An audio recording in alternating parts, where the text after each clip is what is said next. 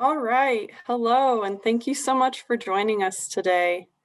My name is Reagan Ebler, and I'm one of the co-presidents for the Colorado State University's student chapter of the American Society of Landscape Architects. I'm so excited to welcome you all to the very first day of our 28th annual Landscape Architecture Days lecture series. Before we begin, I would like to give a sincere thanks to our donors, including ASCSU, the Department of Horticulture and Landscape Architecture, CSU's College of Agriculture Ag Council, and the Colorado chapter of ASLA. For it's because of their support that we are able to put this lecture series on for you all. Today we have the honor of being joined by Kona Gray, and at the end of his presentation today, we will be conducting a Q&A with him. So if you all have any questions throughout his presentation, please put them in the Q&A section of this meeting, as we will not be using the chat feature for questions. And without further ado, I would like to pass things over to Sam Spicer to further welcome our speaker, Kona Gray. Okay, hello everybody. So my name is Sam Spicer. I am also a senior in the landscape architecture program here at CSU. And today we have the very special honor of having Kona Gray, the principal at EDSA down in Florida, with us today. And Kona left us with a couple of words to describe himself to you guys, to give you a little bit of a preface. And I will read what he had to say, and then we will get started.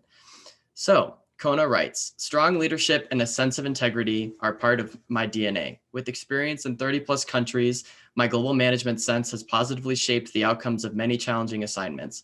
I've successfully integrated creativity and regional resources into functional environments that invigorate the imagination. I'm a firm leader that creates welcoming places that promote community and vitality in diverse neighborhoods around the globe. Blending sensitivity with innovative design solutions, I unite a client's vision with my own vanguard designs to produce environments with purpose and presence.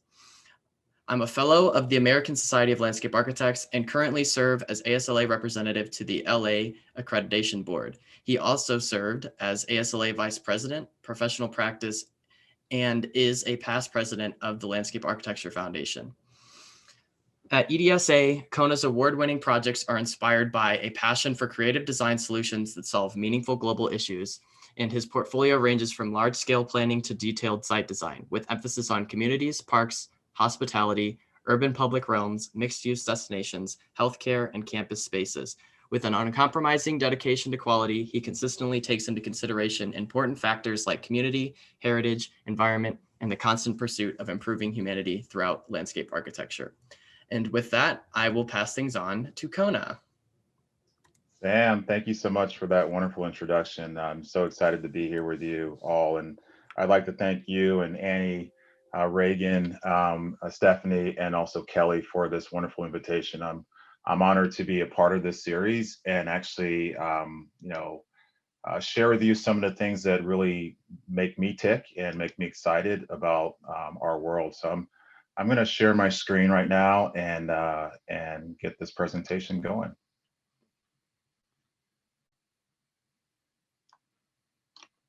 Are you guys seeing my screen yet? Yep. We. All right, perfect.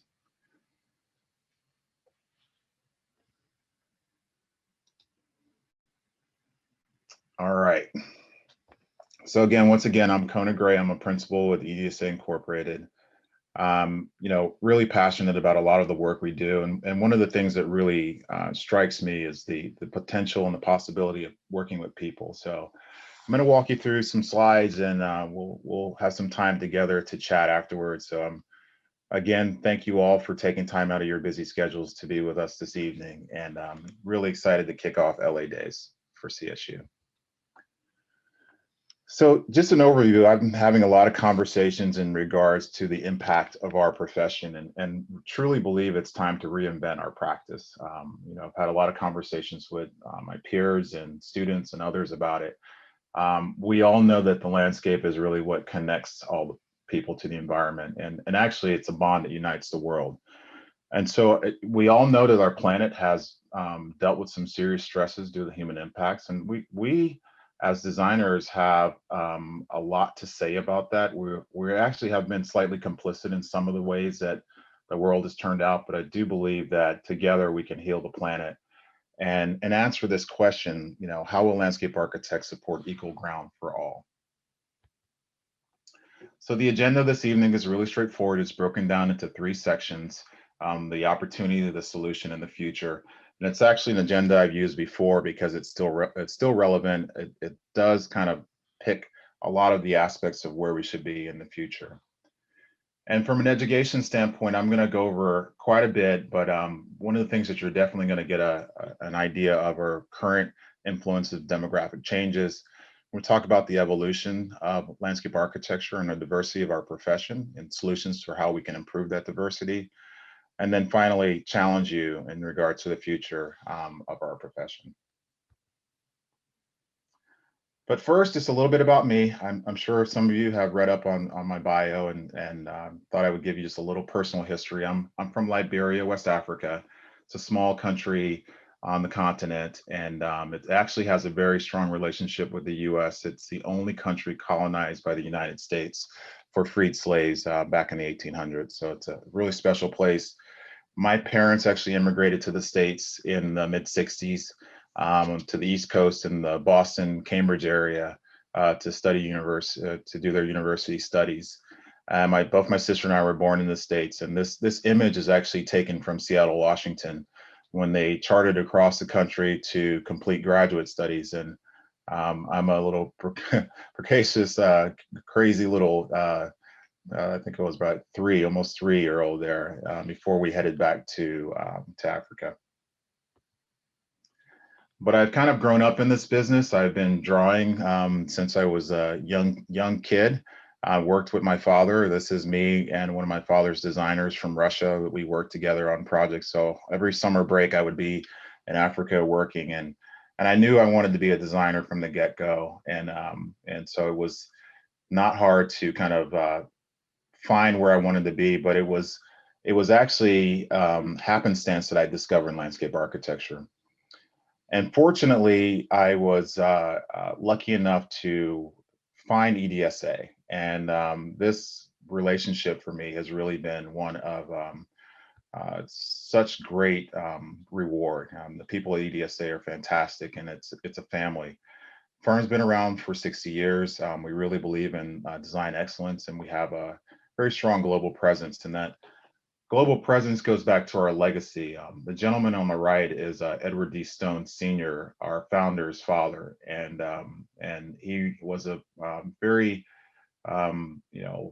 famous architect in New York and Chicago. Did a lot of work, major towers, and a lot of international work, a lot of embassies and global stuff. And Junior decided to become a landscape architect after finishing a degree in architecture. And so he started a firm, and we did a lot of work in the early days with Dad. And then one of my mentors that really kind of helped spike my interest in the field and grow that interest is a guy by the name of Joe Lally, who I worked under for several years at EDSA. But we're really somewhat of a family business. We do a lot of different types of projects, from arts and entertainment to residential living. We work in a very collaborative environment in sort of a studio format.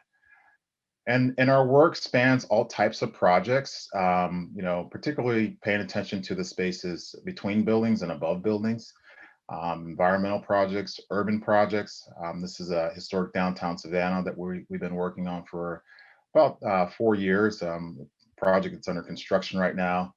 It's something that we're very proud of, that many of our works do lead to construction. This is a wildlife park in United Arab Emirates, a resort down in Puerto Rico, the W. And all these projects that we work on really have a lot to do with connecting people to the environment. So a large central park in Cairo that we have been a part of that really sort of stretched the envelope in terms of scale and what you can do in terms of providing something graceful for people to live in a city that's so historic but has no room to grow. And then we do a lot of work with aquariums in collaboration with all sorts of amazing different architects. And so this whole entertainment and attractions, we believe, is a part of bringing people together as well. And then a lot of our work is very environmentally sensitive and really works with the sort of the fabric of the community. And we always believe when we can, we lay on the land. We lay lightly on the land, and I think it's really awesome to kind of do these types of projects. But for me, the projects that really sort of make me shine and I'm very, very proud of are many of our projects that have a strong, meaningful community engagement and outreach opportunity. This is a park in North Miami that we were able to donate our services to create something that this community desperately needed. So that's a little bit about myself and EDSA. And now I'm going to sort of walk you through our evening here. I think the first things first is this whole idea of opportunity. I received a call from a woman some years ago, Edith Latipo, I'll never forget. She found me somehow on the internet, I guess, and said, we need a landscape architect that understands our community and would help us save an amazing place in Atlanta, in Southwest Atlanta. And I just didn't realize what I was getting into until I met Edith and her friends, and running a group that really believed in providing opportunities for people. And so one thing I wanted to start with is that I believe truly that opportunity equals possibility. And it's these types of situations that really allow people to see their full potential. As a profession, we've been talking about opportunities for quite some time. This is a little historic, recap here. ASLA back in the 70s was really, keen to figure out ways to bring more African Americans and people of color into the profession. And a lot of these questions that you see here under the how, are things that we all strive to do. And there are many, minority landscape architects who are still doing very, very good work. Diane Jones-Allen is a good friend and great collaborator. Walter Hood as well, and Mia Lara and Cindy. There's some really, really good people in our profession that do this type of work that really we need to continue to pay attention to. But there's some trailblazers as well. As a guy by the name of Stephen Carter, who I met at an ASLA conference. My goodness, I can't even remember how many years ago. And Stephen and I were the only two African Americans at the entire conference. And it really, I didn't think anything of it because I've been in that situation before, but it really made me realize that we could do more. Not from a numbers perspective, because when you look at a slide like this, you realize that there are numbers that sort of project what is going to happen in our country, but more from a perspective of being relevant and being able to share ideas as they relate to design with everyone, not just one group. And so I've always believed that landscape architecture is democratic. We should be able to provide our services for all people that can benefit. One thing that I'm very proud of is that I had the honor to be involved with the ASLA Diversity Summits. As you know, ASLA puts on summits, focused on particular subjects. And in 2017, we held a super summit. My first experience was in 2014. I was shocked to find this many people of color in our profession because I had never seen them all in one place. So it was really awesome to kind of put that together. And then I came back in 2015, did it again, and in all cases as an observer. The professionals, these are all emerging professionals, were responsible for the work, and it was awesome to see the breadth and depth of what they did. And we were, paired up with practitioners as advisors, as well as faculty members, academics. So it was really cool. So I sat in through all those years, and in 2017 we did the Super Summit, which was wonderful. Everyone came back. We brought all the participants back for a really big sort of culmination of all the efforts over the years. But one of the things that we've realized through the process is that we need to have an understanding of baseline. I'm just going to run through a few slides here that just show you where we are in the world today. And these stats are from 2019, provided by FASLA. And I'd like to thank Lisa Jennings and Chris Pritchard for sharing this information. But you can see our stats in terms of full members, all of our members, and the breakdown between affiliate through student. And you can also see the Bureau of Labor statistics in regards to how many landscape architects are actually, are working within our country. And then also you can see in this these graphs the sort of employment by state. And we find it very interesting, that some of the larger states, obviously more populous states, have more landscape architects, and that's kind of anecdotal, makes sense. But also you can see kind of how that correlates to chapters, and you can see this Colorado, Wyoming chapter in there, and kind of how that all works into the the understanding of how we can grow. And we've always believed that the student chapters really provide a lot of depth, and are the pipeline. And I'm so excited to have been a part of making student membership free as an ex-com member on ASLA's Board of Trustees, because we think it is the right thing to do, and so happy we're able to do it. But demographics are important. Demographics show a lot. I do remember when I was in college at the University of Georgia, there were maybe a handful of women, and I was the only African American in a very large program. And I think that has changed, and you can see sort of how the demographics have shifted. Blue being female, gray being male. You can see here the total, and also the number of people that actually identified and did this walk through this effort with us. And then from a US demographic standpoint, and again, this is coming from census data from Wikipedia, you can also see the breakdown in our population in terms of who we are. Now, one of the things that I'm also proud to have been a part of is through the President's Council. When I was LAF president, we had a very robust conversation about what we needed to do about diversity, how we could mirror the nation. And these are some of the figures we used as a baseline. Now, what I want you to do is compare these figures to where we actually are. And now these are students, the total, as well as the students that identify themselves for these surveys, because a lot of this stuff is self-reported. And you can see the breakdown is a little bit different than what we have as it pertains to the US overall. But the thing to mainly look at is the largest population represented are Caucasian white, Asian Pacific, followed by Hispanic and African American. Now, data is wonderful. Data tells you a lot, but data is not everything.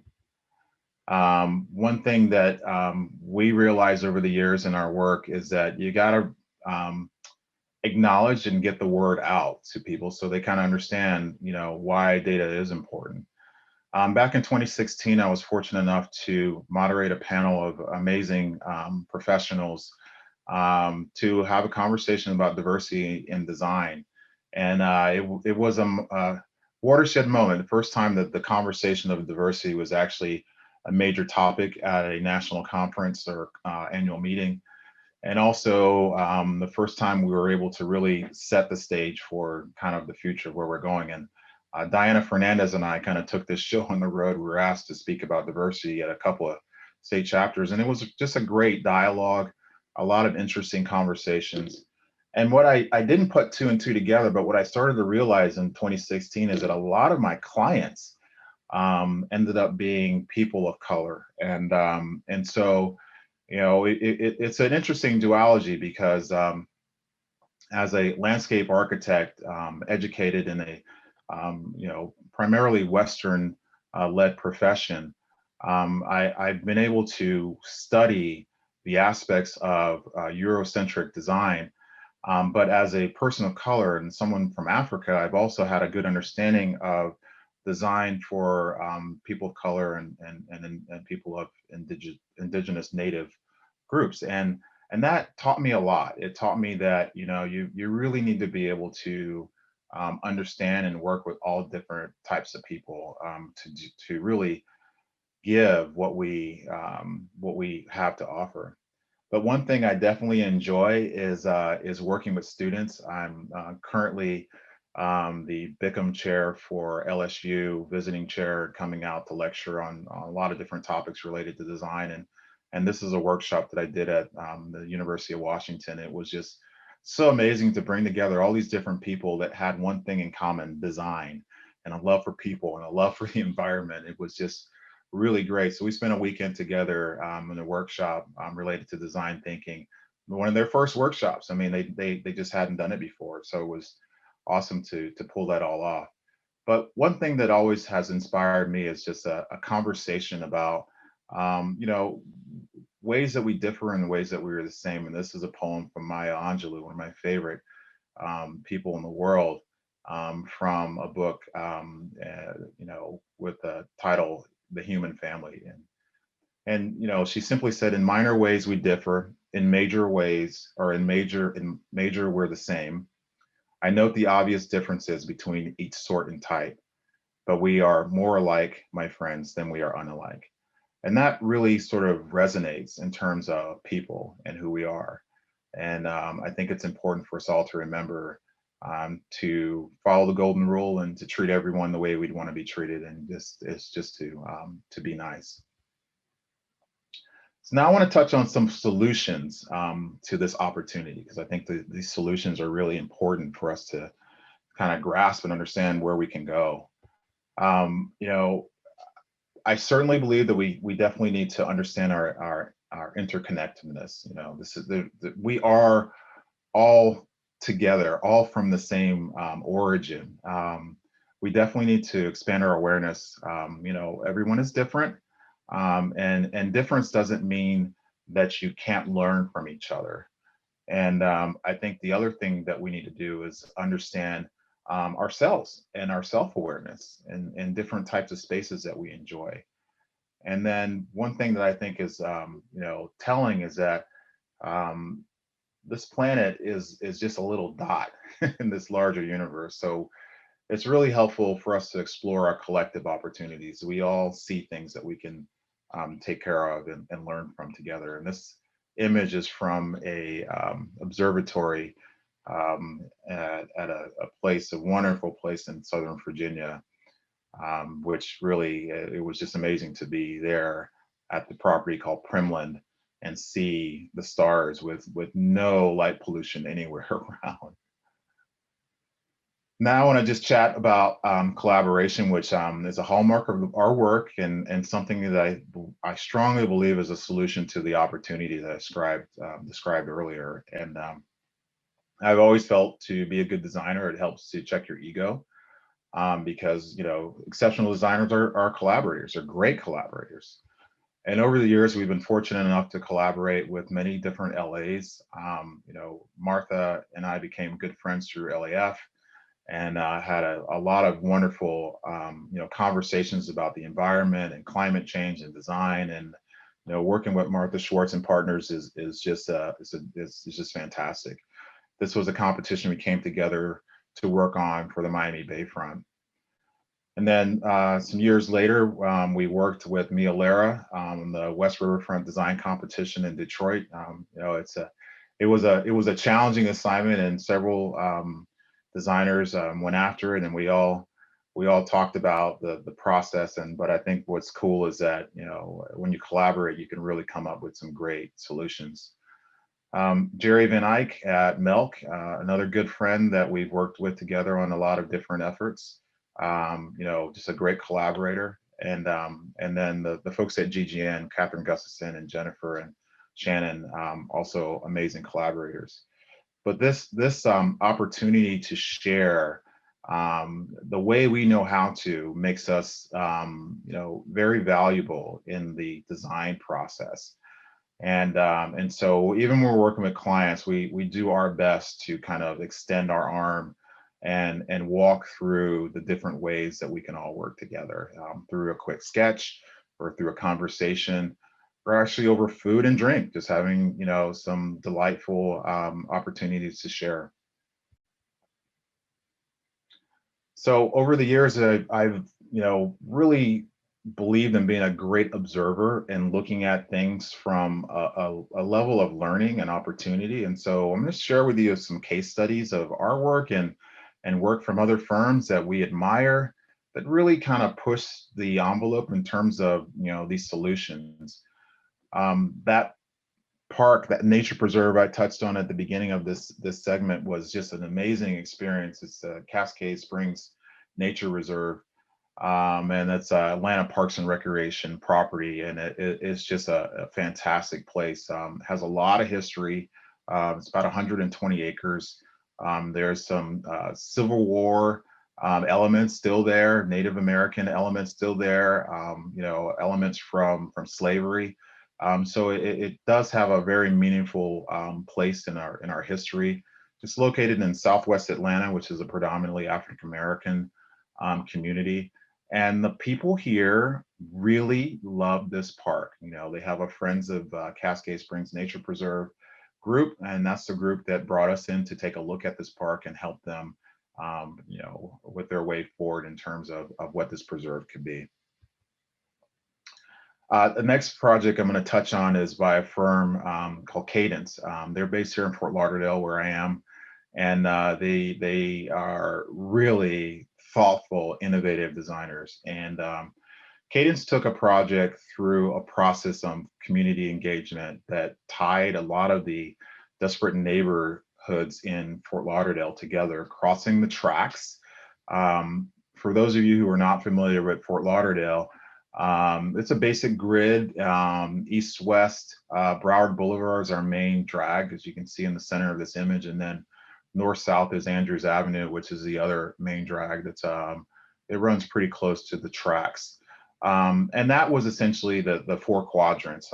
Years past, the northwest section of Fort Lauderdale was a section slated for African Americans. It was definitely redlined, and you know, we've had some engagement with people in the area. A lot of the old timers remember where, you know, when it got dark, you needed to be in your area. You weren't allowed to be anywhere else. And so this Mockingbird Trail, and the mockingbird is the Florida state bird, really started to tie a lot of those neighborhoods back together, bringing people together through art, bringing them together through transit, through community engagement and opportunities to get together, and through food, which always brings us together, which I think is so cool. Another project that we admire is the Trinity River Audubon Center in Dallas. Again, a really wonderful transformation of a pretty derelict piece of land into a nature preserve with a wonderful you know, center for the environment. And these are the types of projects that we think make our world better. You know, they just have a lot to give. And, you know, they have a lot to do in terms of their mission, bringing people from all different communities out to nature. And that is one of the main purposes of what we aspire to be as landscape architects, you know. And a lot of these communities around this area that was seen as kind of the dumping ground were primarily African American communities. And so bringing it back really was able to you know, shed a new light in terms of the worth and the value of those communities as well. And then another project, another trail that's connecting a lot of different communities in LA was done by Alta Design. And we've worked with Alta Planning quite often, another great collaborator. And as many of you who probably know, South Central and Southern LA, it has a lot of different sort of aspects of it. And this is along the LA River, where Mia Lara and Lori Olin and others have done quite a bit of work there to kind of change this environment from what you see in that circle image to something a lot more hospitable for people, and finding ways to give people opportunities to actually engage with that channel. And you know, in some parts of the county, the channel is actually being restored to its native vegetation. But what I love about this project the most is the in-depth community engagement they did, and really reaching out to several cities, because as you can imagine, this river runs through several cities, and just building that consensus among a very diverse group of people was just fantastic. I commend them quite a bit for their efforts. So, one of the things that I've learned over the years is that, projects just don't happen, right? There's a reason they come together. And we got a call some years ago to look at a project in California. And we actually saw the RFP. We looked at the RFP. We reached out to them to find out more about it, and we had a desire to work in California, and so we went after it. And it was a very small community, and one of the things they asked us in our interview is, why us? You guys are this big global company. Why do you want to work in this small community east of LA? And we were very frank and honest with them about our reasons, because it meant a lot to us. We'd done our research. We were understood what the city was doing. We've learned a lot about the community just through some reading, and believed in them. Said, hey, you have something wonderful here. We want to be a part of your story. And it really resonated for us. So this city of La Puente is east of downtown LA. It's about 30 minutes with no traffic. This community had a lot of amazing assets, but they had one major asset, which was their Central Park. And so we went through a thorough process with them, a strong analysis. There's lots of background and demographics that we went through, getting a good understanding of precedents that they would appreciate and learn from. We also looked at a lot of their smaller parks, that still fed this larger park system, and then also how we could connect all those parks together. But to me, the most amazing part of this process was our community workshops. And as you can imagine, this area is about 80% Hispanic, a little bit more. And so all of our sessions were bilingual. We, at EDSA, we have many designers that speak multiple languages. And so the process was just fantastic. I will never forget this question, and it was in our interview in regards to how we would handle public outreach. And this is obviously pre-COVID. They said, well, what will you guys do about the gangs? And I was like, whoa, time out. We read about you. We know that you did have some issues with gangs in the past. We understand that that's not as bad as it was before. And they're like, yeah, that's true, but we still have gang members in our community. So I asked a simple question. I was like, well, did the gang members have kids? And they're like, yeah. I was like, well, they're welcome. And we definitely want them. And as a matter of fact, I still remember having a long conversation with a former gang member, fully tattooed, just expressing his gratefulness for us being there, giving back to the community. He did mention that many of his childhood friends are no longer, alive, or they're in jail. And, one of the main reasons why he wanted to, kind of get out of that scenario was to take care of his kids. And it was fantastic. And we had a lot of opportunities for outreach. We met with the community at their La Puente Live, which was really, really cool.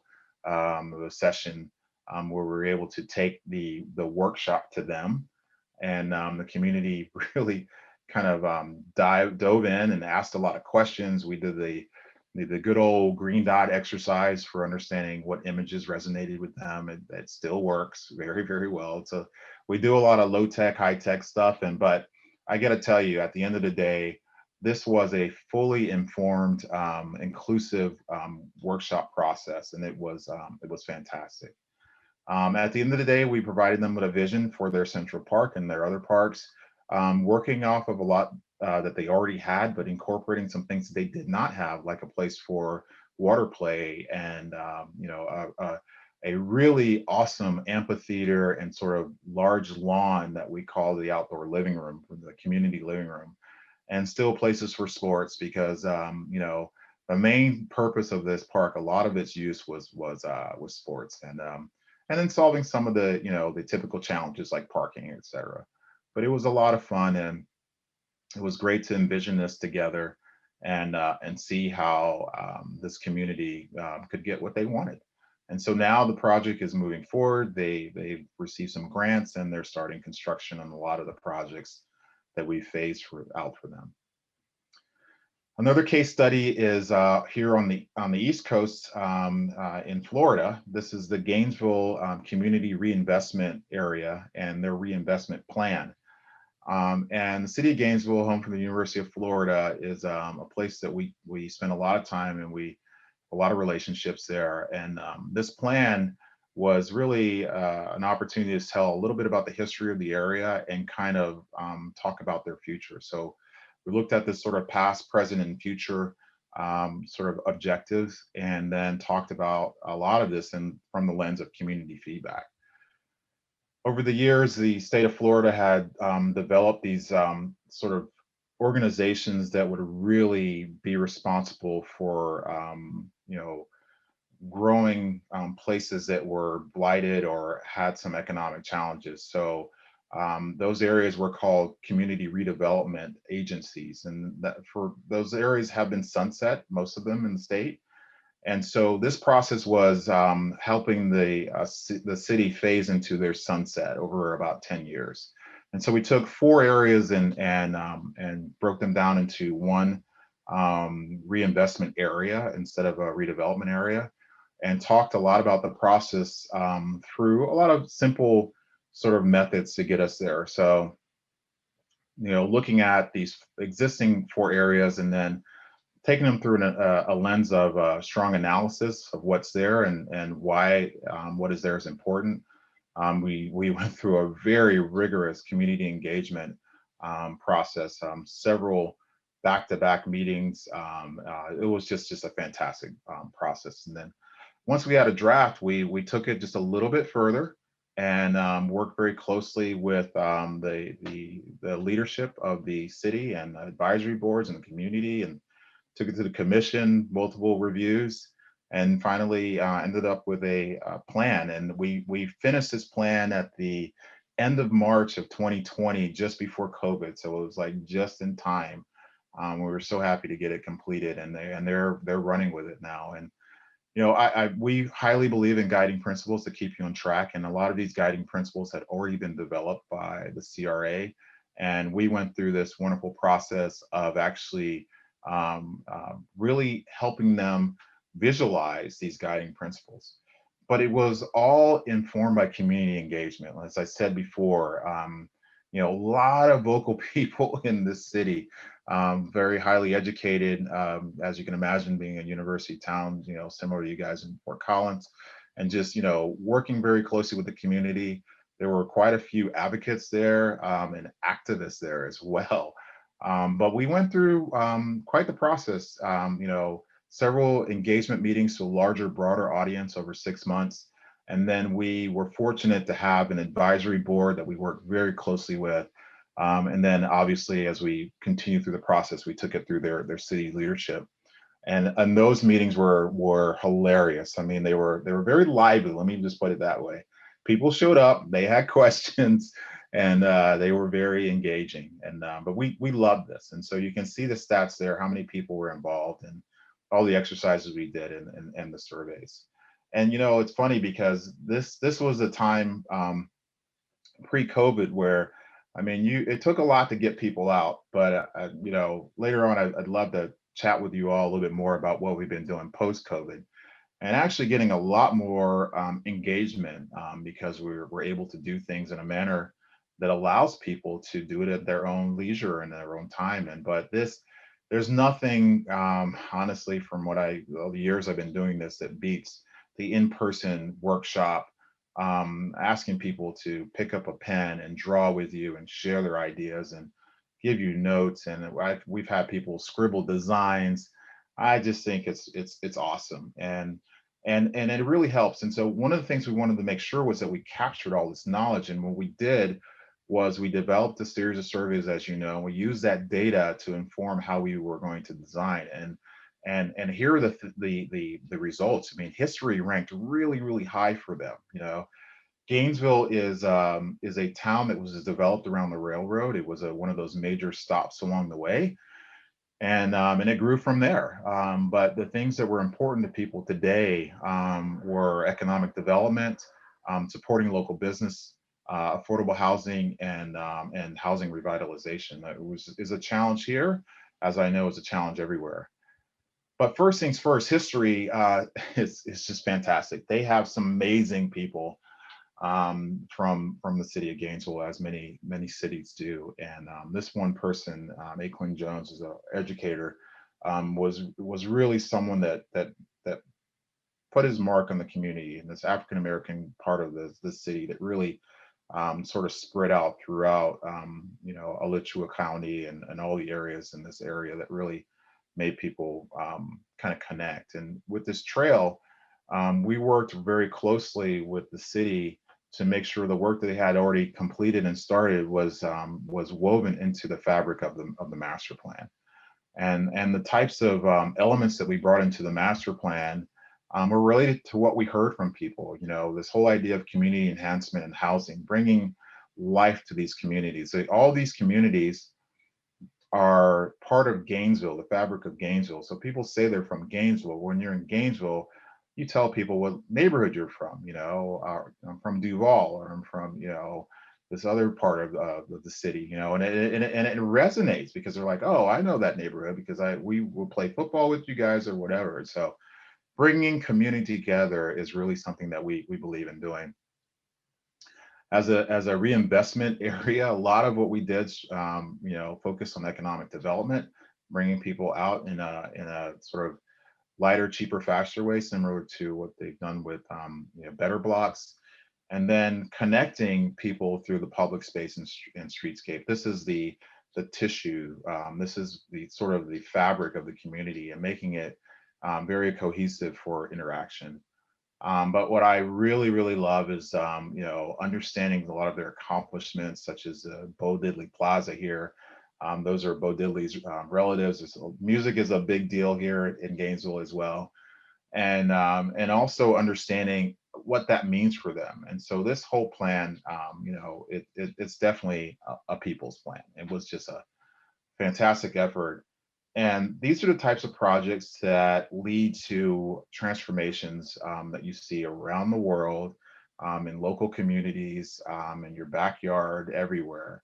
And these types of places are the places that I truly believe solve a lot of the issues we have related to how we live together as people. You're all familiar with many of these places, and one thing that you all know and can probably resonate with is that these places always bring different people together. And I think that's cool, and we all have a lot to learn from that. But one of the things that I think is important is that we're all aware. Awareness, of this profession. Can't tell you how many times, and I've said this before in presentations, I've had to explain to people that I don't mow lawns, and I am a landscape architect, and I'm a professional. And I say it very proudly because I love this profession. I believe in what we do. But there are a lot of people in our profession that many people are not familiar with.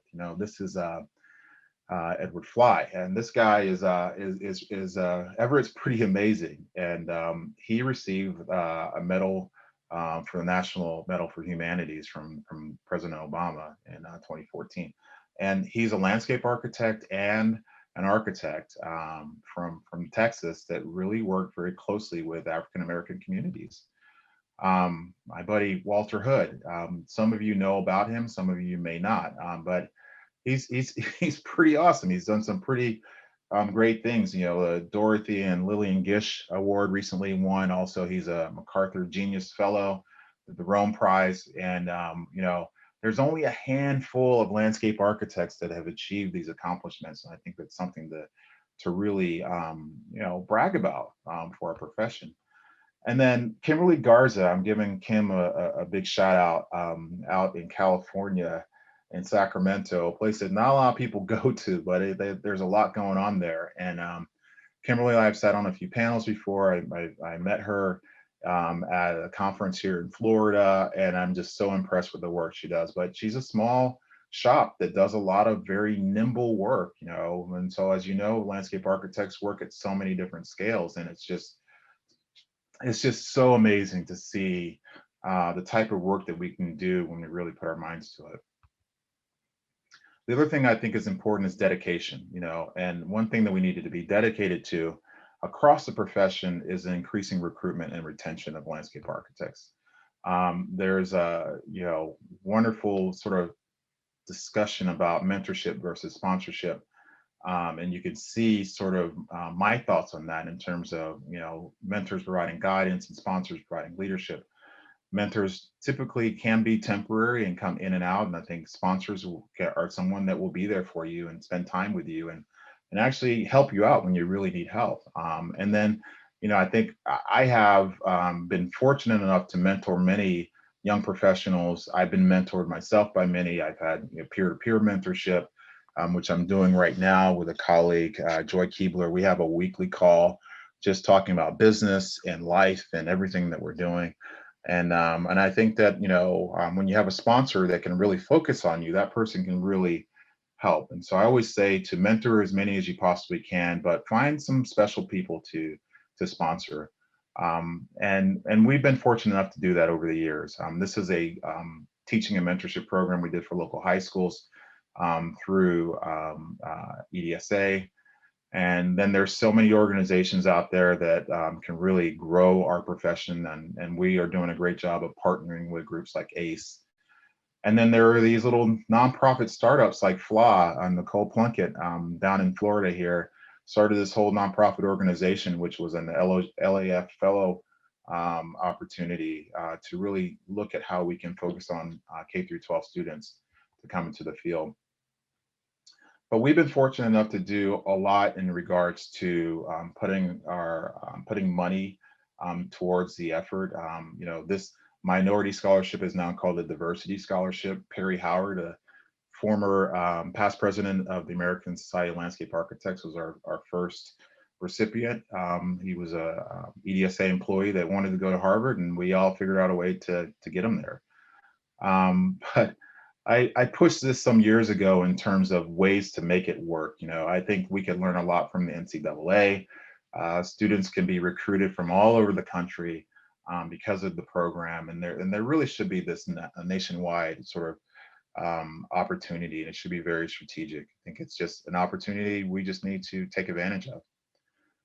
And then certainly curate, no matter what your firm does, where you're located, make sure that you find opportunities for growth and you bring people in to expand your geographic understanding of the world.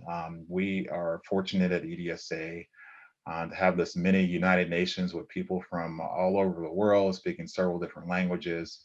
And, it really has helped us be better designers. And, I'm going to point out a few people here that I have before that have really touched our lives in terms of mentorship. This is Diaz. He was in that high school program that we worked on, and from there he went to UF, graduated, got a job, got a Council of Fellows scholarship. Just a fantastic designer. And Jose Alvarez here, was someone we recruited from FIU down in Miami. And just a fantastic designer, one of our vice presidents now. So we've watched Jose grow. He was also one of our minority scholarship recipients to where he is today. And then finally, Ricarius Jeter. I always get his name mixed up sometimes, but Ricarius is fantastic. He was my sort of chaperone at Labash when it was at Georgia, and we got to know each other very well. He's done so much to really elevate our profession. One of the first in his family to go to college, and one day he came to me as he was getting ready to graduate and said, I want a job, and I think I want to work for a firm called GGN. I was like, well, I know some people there, and I would be delighted to make an introduction. And that's essentially how it works. You got to, really leverage your relationships and learn. And so the question is, what do we do next? And for me, it's been really engaging to understand how we can do more with less. So everyone can chip in here. So find a mentorship program, adopt a K through 12 school in your community, mentor as many students as you possibly can, and sponsor a few, find a few that really, can do it, and then spread the word and continue to ask people. And then it's not a one-time thing. You got to repeat it and keep on doing it. So it's just so wonderful to know that we can make a difference. And, as my career has gone along, I realized that it is important to give back. And that's a major part of who we are as landscape architects. So last chapter of this conversation is going to be about the future. I love these images of Grand Canyon because it's just such a majestic space, you know. And I think what's amazing about it is that it does show you those possibilities that I touched on originally. Because you know, how did this even happen? You know, this is possible, right? But in order for us to go forward, I think we need to go backwards first and just learn a little bit about our history. And our history is pretty dramatic. We've been through a lot in the 60s and 70s. Those were the points of awareness. I was born in 68, and so I really have spent a lot of time studying that era. It was crazy. You guys think it's crazy now? You know, those were some rough times. You had the Vietnam War. You had a lot of very terrible environmental atrocities, smog, and this woman, little Lady Bird Johnson, you know, decided that she wanted to help and you know introduce this whole idea of you know, America beautiful, and ways to beautify America. It was really amazing, and so it was transformative. So we went from a time of really you know, terrible um, you know, existence to where we are today. A lot of things have changed because of this era, and there are a lot of great books in this area that I highly recommend you read, like The Death and Life of Great American Cities, for sure, and Silent Spring, and definitely Design with Nature. I have a personal copy that was signed by Ian McCarg. That book really changed my life and gave me a good understanding of design. But if you want to talk about the environment, you also have to talk about the social issues we've been through. I mean, the civil rights movement really changed our country, and it's amazing to me that we're still talking about a lot of these issues. And you know, I do believe that the time is right for us to truly transform. And you know, none of this is political. It's about being good people to each other and understanding, you know, why we matter as individuals, as humans. And you know, I always take time in this process to understand what the Native Americans went through. And this is an ad campaign from the 70s about pollution. And you know, I'm definitely dating myself because I remember this airing on TV and seeing, you know, someone throwing litter out of their car and you know, it's Native American looking and crying. So I do think it's something we should remember going forward, so we know where we need to go. For me, that all changed in 2016 with the new landscape declaration. That's when I realized that, okay, this is bigger than I've ever thought it would be. And it really changed my life. It really made me focus on this new declaration, this landscape declaration modeled after what we did in 1966 as a profession, but focusing on a lot of the key issues that we all know are important today, but also really understanding that landscape architects are the agency. We will be the people that can help make a difference as it relates to a lot of these things that are damaging our environment. One unbelievable idea that came out of that, which was the brainchild of Cindy Sanders from Olin and others, was this idea of leadership, this fellowship for innovation and leadership. And as I touched on earlier, Nicole Plunkett was one of our first recipients, and she just did an amazing job. But there were so many others that just knocked it out of the park. And you know, Bryce Merriman did this whole conversation about homelessness, which some people could say, what does landscape architecture have to do with homelessness? Well, homeless people reside in the landscape, you know, so why would we not have anything to do with it? And so he did a lot of really good work to kind of run us through the process and how we could make a difference for all of us. And that's what a lot of what this is about. And so I asked myself, you know, what am I doing to affect change? And so one of these tenets that came out of the new landscape declaration was to work to strengthen and diversify our global capacity. And that's where I took off. And I've been talking about it since then. And I've seen the needle move, and it really is exciting to see so many young people involved in the growth of our profession. But a few years ago, Sean, oh boy, my good buddy Sean, past president of ASLA, gave me this book called Start With Why. And that really kind of, made me say, oh, okay, I get it now. And this author, Simon Sinek, is fantastic. He's done a lot of work. He's done great, TED Talks. You can read this book through a 15-minute TED Talk if you want to, but you will learn a lot. And what I do when I read, and I'm going to walk you through a series of books here. Trust me, it's not Oprah's book club. This is just a opportunity for me to share some thoughts with you that hopefully will help. I do these doodles. I do these little,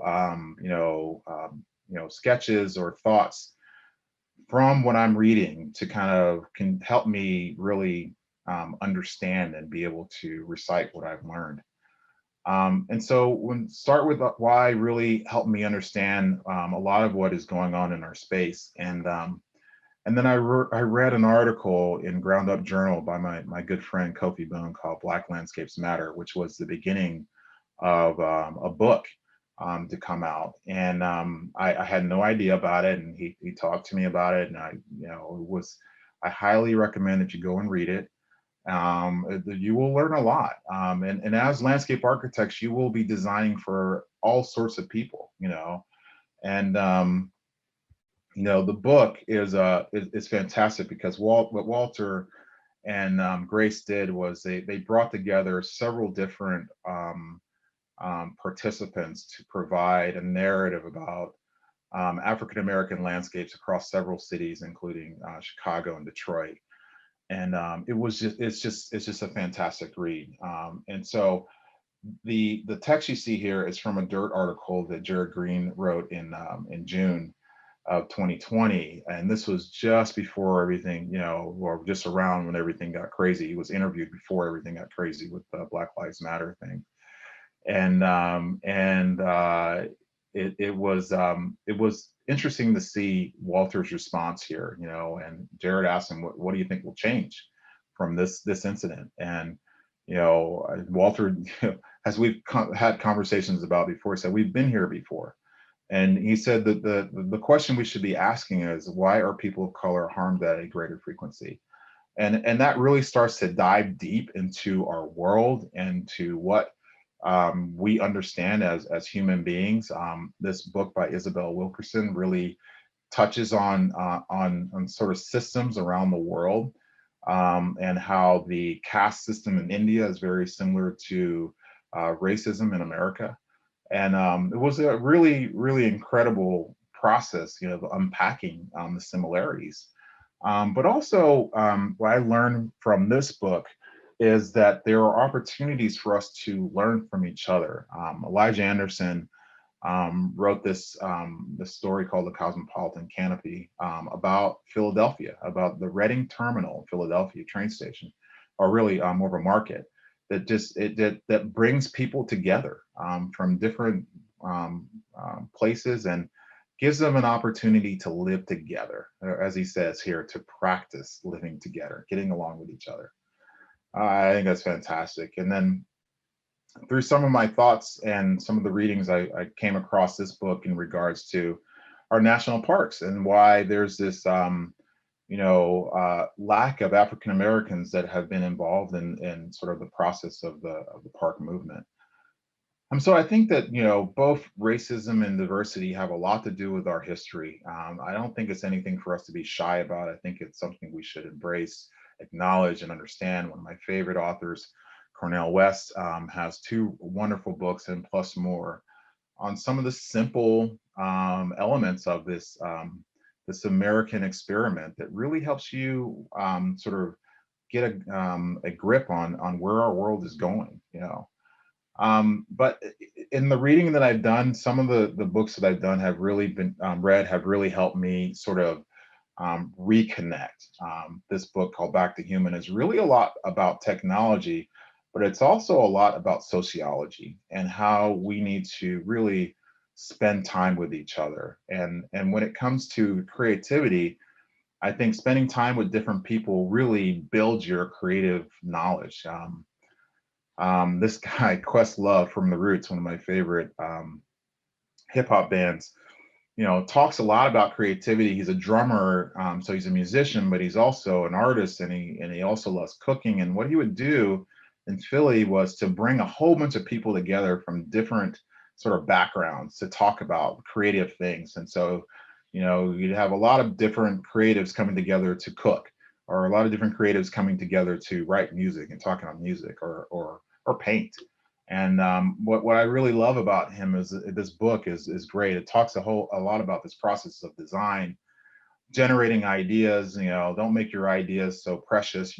Pass them along, take critique, and really enjoy the ride of the process of design. And I love it. I just think it's really, really great what we do, and I highly encourage you to continue to reach out to people that your peers, your allied professionals, and share your work and ask them, what do you think? How can I make this better? What are you doing right now? And just continue to learn. So last question I'm going to ask before I wrap up is, how has 2020, we've all been through a rough year.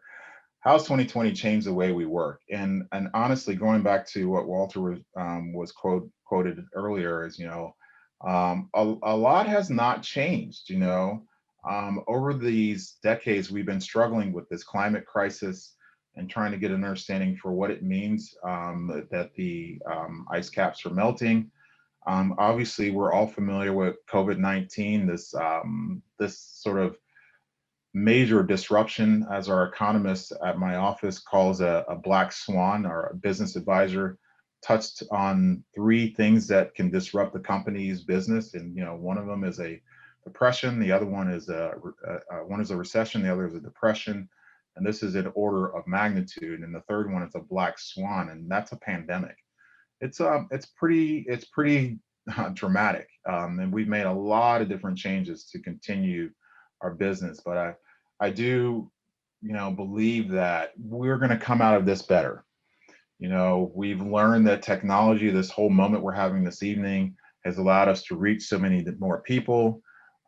We've known that this is good in the past, but we've kind of been a little bit resistant to it because we were just used to doing things the way we did it, and so it's one silver lining is that we're getting away from dependence on this sort of industrial revolution complex of what we've been so used to doing. But to me, still, hands down, this whole experience that we witnessed with George Floyd really changed a lot of the trajectory of where we are as people. And as an African American, it was very, very difficult to deal with. And I one thing that I know it did is it brought a lot of us together. I got a lot of phone calls and texts and messages from people asking me how I'm doing. I didn't realize how bad it was. There were all these sort of, wonderful, reach outs. And then a lot of people started to step up. And so for me, it's about humanity. It's not that just Black Lives Matter, it's just Black Lives Matter too.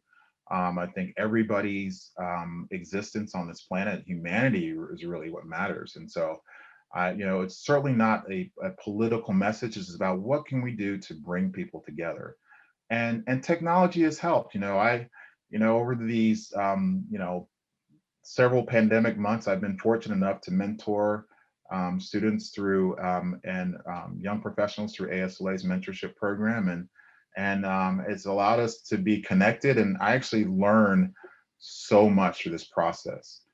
But what I want to encourage you all to do is to think differently. All right. You are going to graduate with a degree in landscape architecture. You can do a lot. There's a handful of firms that I really admire and groups, and this is a nonprofit that was started by some LAF fellowship recipients to really look at social issues related to the land. This company, Not Impossible Labs, is another amazing group. They're not designers, they're not tech people, they're just people that want to help. And the company was founded and started with this whole idea of taking care of humanity. And it's just fantastic. You can learn more about them online. And then my buddies at Biohabitats, Keith Bowers, I really admire their mission-based company because they really look at doing whatever they can to help the planet. And that is just fantastic.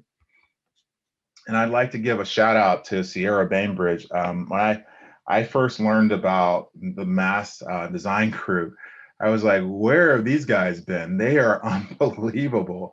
And they're doing all this amazing mission-based work, and as a .org, but really as an amazing company. They recently won an ASLA award for their project in Rwanda. And I still remember the first time I learned about them watching a video that Sierra did. But Ziza Chane, this amazing caretaker and gardener for one of their projects in Rwanda. It's just fantastic. So look up these companies and learn as much as you can about what we do, because it really is a broad spectrum and field. But in closing, what does it for me is understanding, how we can give back. And as a practitioner, and I would say to you as students and academics in our field, you have to look at the future. And Career Day to me is just one amazing way to connect. And we've done it quite a bit at my firm. That's my daughter, second from the left. She knows about landscape architecture because of me. I was fortunate enough to do Career Day at her school and received all these amazing thank you letters. And I didn't realize it, but when she was born in 2007, I was like, that's why I'm here, So this is her visit to the office for the first time. And, this is her and I at our home, just kind of hanging out and just watching out how inquisitive she is, and, what she does. And it just really started to resonate that this is my purpose. My daughter is certainly a person of depth. Her DNA crosses several different cultures, from European descent to African descent. And it's just amazing that she is really understanding and reaching out and giving back to the world, even at a young age. So I want to close with saying, find your purpose, really care about what you're doing, and always, always, always be nice. Thank you so much. I'm going to stop sharing, and we can have some Q&A.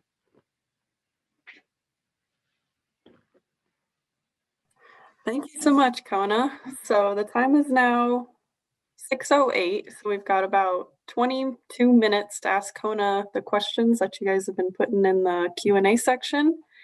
Please feel free to continue to ask questions in that Q&A section outside of the chat section, so it's a little bit different.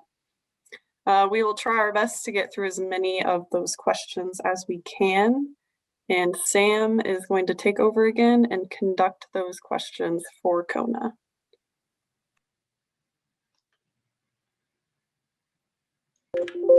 Yeah, thank you, Reagan. So we had an amazing amount of response for questions for Kona, so this is going to be really interesting. There's a very good selection here. So I will get started. So first question we have is, how do you conduct the community engagement process in this virtual era? And what were the kinds of challenges you faced? Such a good question. So we were just kicking off a project down in the Turks and Caicos, National Physical Development Plan, that incorporated a robust amount of community engagement. And due to COVID, first of all, we couldn't go there. We just couldn't travel. But we had a long conversation with the client about continuing, because they had a deadline that we had to meet. And so what we did was we did a series of surveys. We also provided a sort of a low-tech way of getting good old flyers out for people to get more familiar about the project and the opportunity. And we set up a website. And we attempted, I'm going to say attempted, we attempted to have some virtual meetings like this. Okay. Now, remember, it's down in the islands, the main island of Provo, where most of the economic activity happens, happened to have good Wi-Fi, and we were able to make those work. But a lot of the little out islands did not. So it was a challenge. It was a major challenge to have conversations back and forth, and to really make sure we were pulling as much as we could out of the community, And the other challenge was just, because of COVID, we couldn't have a large room of a bunch of people. But what did happen is because it was virtual and we had everything in a digital format, we got a lot of response. A lot of people did the surveys. A lot of people went online, went on the web page for the planning department to learn more. And fortunately, near the end, everything was understood in terms of how you could travel, and we were able to go down there twice to have face-to-face engagement. It was awesome. But I would just say for all of those doing community engagement in these times, you need to be flexible. You need to really think about low tech, high tech ways of doing it, and just make sure you're keeping in mind the digital divide and being able to share as much as you can with so many different people. All right, thank you. The next question we have is, when designing and planning in underserved or low-income communities, how do you deal with the often inevitable green gentrification of the area? Yeah.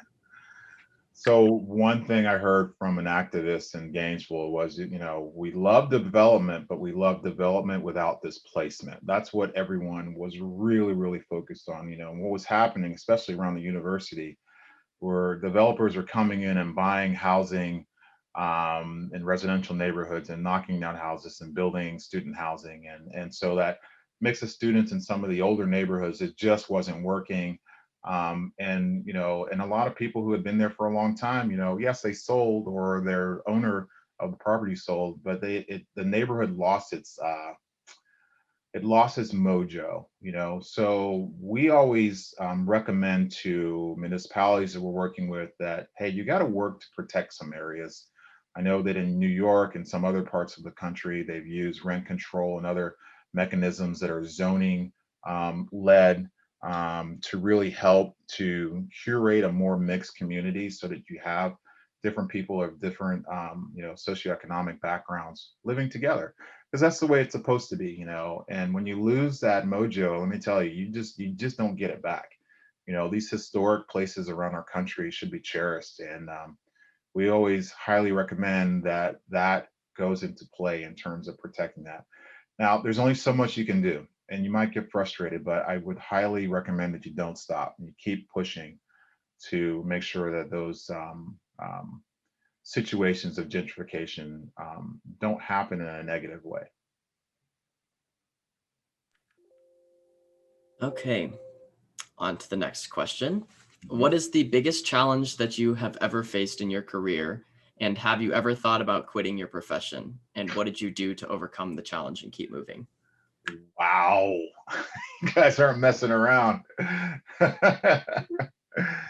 Yeah, that is a tough question, because I love this profession so much that I've been willing to work to keep going. But I have run into others who have certainly been challenged and have been really close to leaving. I think for me, which is similar to a lot of people, I have experienced racism in the profession. Growing up the way I grew up in Liberia, where everyone was human, didn't matter who you were and where you're from, I had learned over the years to embrace many different types of people. But I have had conversations with young professionals and students of color who were just like, yeah, I'm out. This is not working. People are not, welcoming. And that's tough. I think, one of the other challenges I've seen is that, sometimes people are not, how can I put this? Sometimes people in business are not exactly nice, and they may do things that are unethical. And so that is another major challenge that may make you want to walk away from the profession. But my advice to you is to never give up, to find the companies and people that you want to work with that get it, and work in those environments to make change, to make positive change. So find those companies that bear in mind your ethos, that you have something that that allows you to be like-minded, that will put you in a position where you can continue to do what you do. And please do not give up. This profession needs more landscape architects, and we want you to be here. We want to see you. Okay.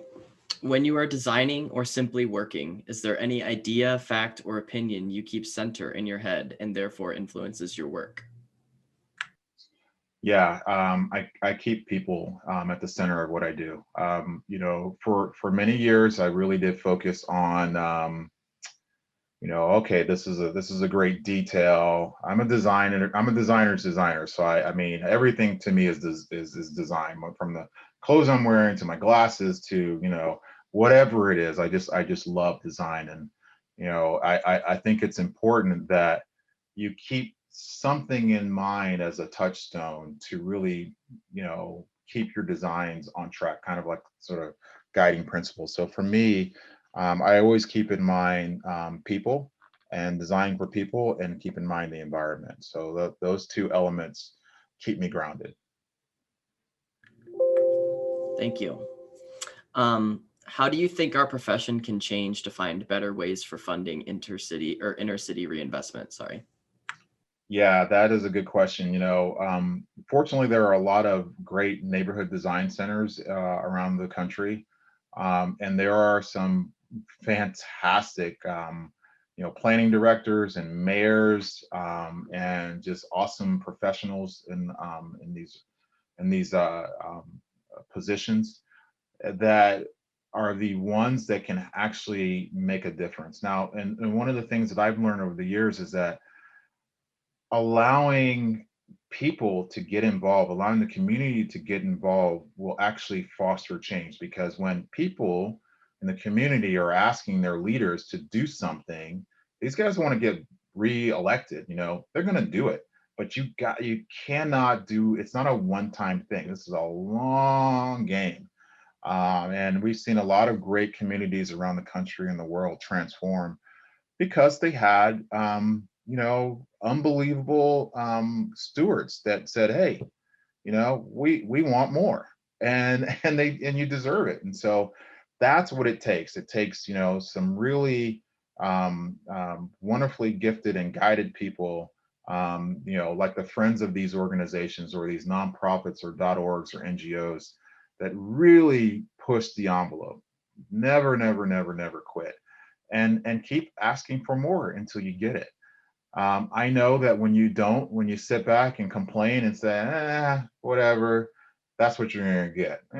Whatever. It'll always be the same, you know, and we can make a difference. What was one particularly impactful project you faced in your career, and what project did you struggle with the most? Well, definitely the impactful project was that project for the Gratney Plateau Park in North Miami. And that story is just an amazing story of a community that had been neglected, and they had this open space that had been there for 50 years. And we were fortunate enough to be asked to contribute to this transformation, and working closely with the community through a lot of skepticism. They did not think that we were there to care for them. They thought we were there to do harm, you know, and learning from them, and really kind of, you know, taking it to the next level and giving all people what they deserve was fantastic. I think from the aspect of challenging, man, I got to tell you, I love what we do. I see challenges as opportunities, and you know, whatever it takes. I'm a glass half full kind of person. I do whatever I can to make it work. But I have certainly been challenged over the years with difficult clients, clients that scream, as I said, clients before that are not ethical. Um, Assignments that mean that you have to work a little bit harder than you normally would work, but learning as much as I possibly can along the way, and which always gave me the opportunity to appreciate more. But I always want people to know that you are in control, right? As a human being, as an individual, you are in control, and so what you have a choice to make. You know, what type of work do you want to do? You know, what do you want to contribute to our society? What are you going to give back? And as you do those things over the years, and I remember when I was writing my application for fellows, my my mentor and advisor, after I wrote down all this stuff, he looked at me and he said, "So what? What's so cool about that? What you did is great, but what is it? What has it done to contribute to the planet or to society? And that's when the light bulb went off. All these things have been sprinkling through, but I got to tell you, I really believe that we can all do a lot when we put our minds to it.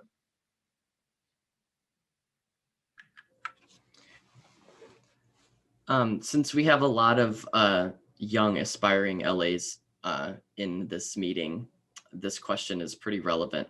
Okay. What advice do you have for young LAs starting out in their careers, and how can young LAs get more involved in similar collaborative workshops as you discussed in the beginning of your lecture? Oh, For example, bringing minorities in the LA community together. so good. So, first of all, the advice I have is pretty simple. I stated it at the end of the talk. Is for sure, please be nice. Please remember that there are people that you know today that you will need tomorrow. Always remember that our community is a very small community. um, Learn as much as you can and sponge. As a landscape architect, we're generalists. We should know a lot, and so using that to our advantage is actually key when you get into the profession.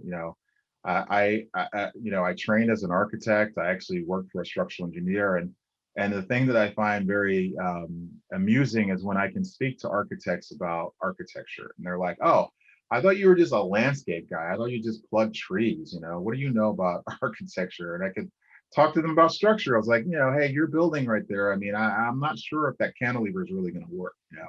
So I highly recommend that you always, always, always have a thirst for knowledge and learn as much as you can and know about the entire sphere of what we do, from understanding how to understanding real estate development to understanding people and sociology, understanding the planet. I know it's a lot to ask, but when you really think about it, because you love doing this, it's all going to kind of fall in place. And then in regards to involvement, especially for young aspiring designers, reach out to your local community, go to those community meetings, volunteer.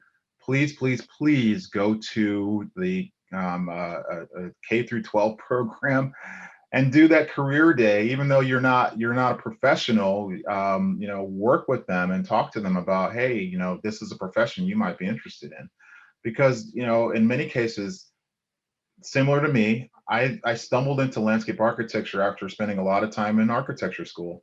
And so I just know that, young people want to see you, younger students want to see you. I've done the career days. I remember doing it for a middle school, and, the sixth graders were so excited about the projects and they're like, wow, this is so great.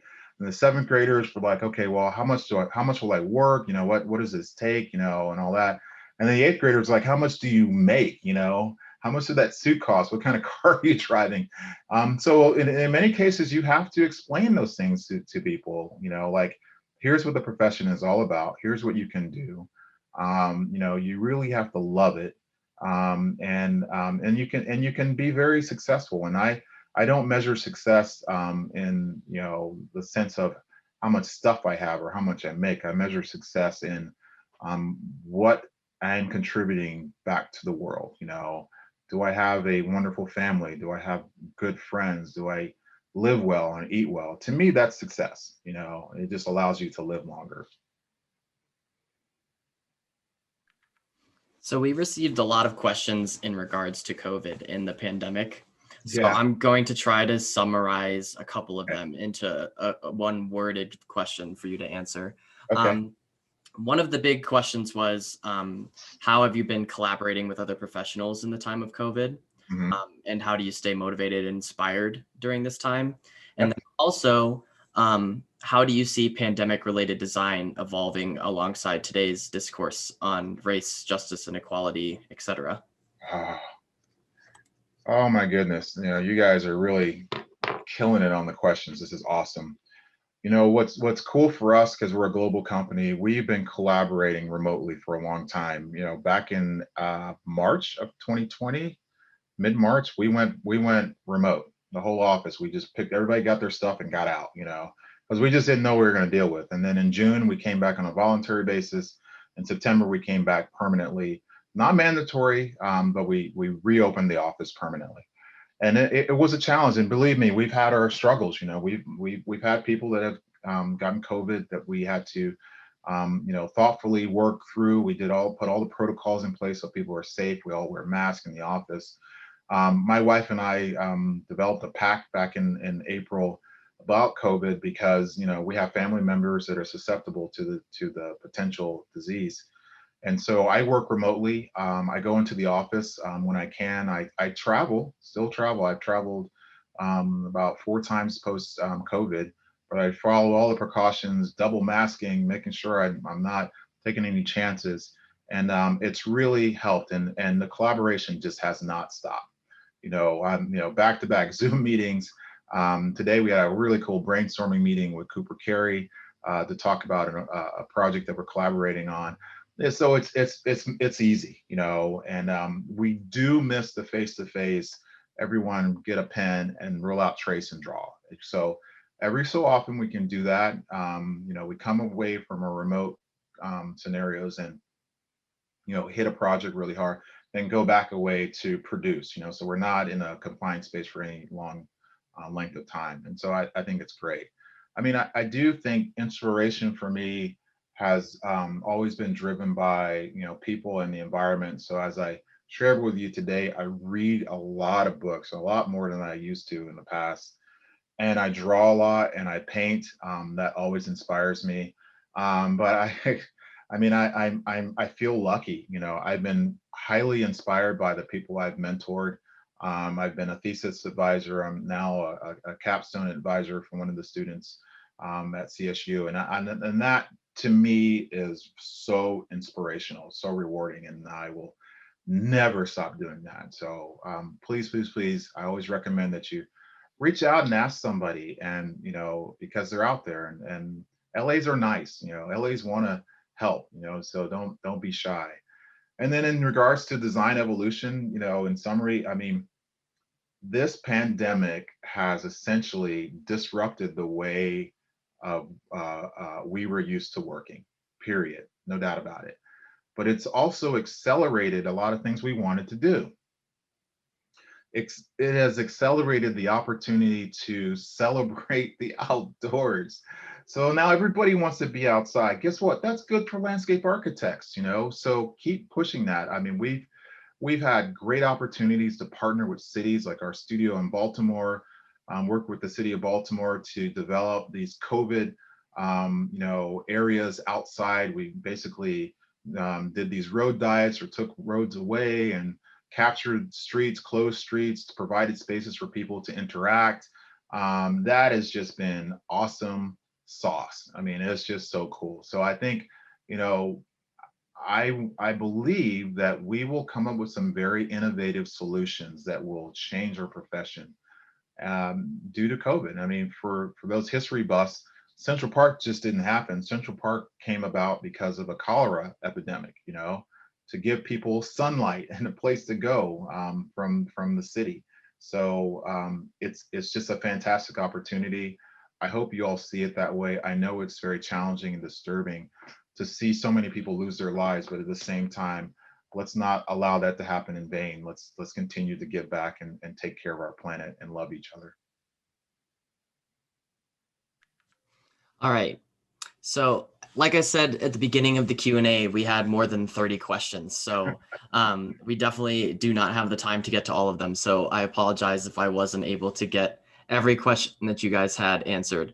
But we do have one last question for you, Kona. And that would be, what takeaways would you suggest for us to ensure that we create a safe, inclusive, and inviting environment for everyone within LA? Yes, please. Very good. First takeaway is acknowledgement.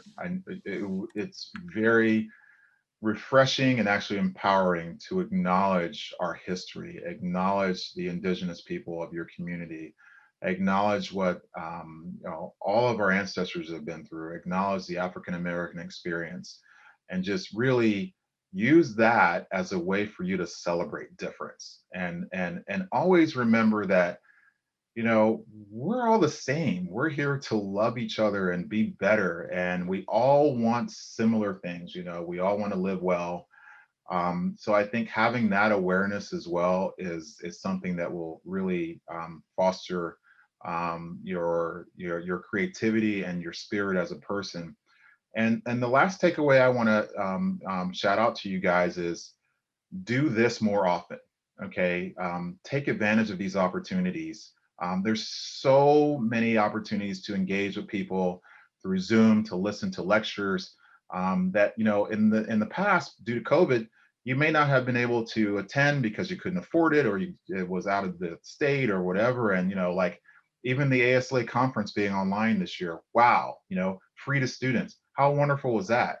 I think doing this and engaging with each other just makes us better. So I definitely want to give a shout out to all the amazing speakers that are coming up next. I mean, Sierra, as I mentioned before, is awesome. Lori Olin is great. I mean, there's just this series is just unbelievable. So I'm gonna watch every one of them. Just want you guys to know that right now. I did that with the UPenn Mind the Gap series because it just excites me. And so enjoy. There's a lot of good people coming up. Oh man, I just think that we are so lucky to share so much. And the one thing I do miss is that people like Thomas Wolfe and Gina Ford and we always bump into each other at conferences, and I'm sure if we were all together in Fort Collins, we'd be able to really spend some good time together and go out to dinner. So I promise you that once COVID is over, I'm coming to see you because I'm just really impressed with the program. You guys are doing great things. I'm very proud of your student chapter, and please don't stop doing what you're doing. And thank you again so much for this opportunity. I really appreciate it. With that concludes our Q&A. So I will hand the webinar over to Reagan to wrap things up. Thank you again, Kona, for answering as many of the questions as we could. Sam, thank you so much. And hey, man, send me those questions. I'll the ones that weren't answered, I'll answer them and send them back to you. You can populate your chat with it. All right. Thank you again, Kona, for taking the time to come and present with us. What a great kickoff for our first day of our lecture series this semester. And thank you to all of our participants too. I think we had about 170 something join us today, so that's super exciting. I'm sure they're all giving you a nice virtual round of applause. So thank you again, Kona, and we hope to see you all again next week on Wednesday, February 3rd for our next speaker, Sierra Bainbridge. So thank you so much. Have a great evening, everybody. Bye. Thank you, guys. You're awesome. Thank you, Kona. Take care. Thank you, Kona. Thank you, Kelly. Really appreciate it. Great job. It was wonderful. Thank you. Thank you, everyone. All right. See ya. Bye-bye. Bye.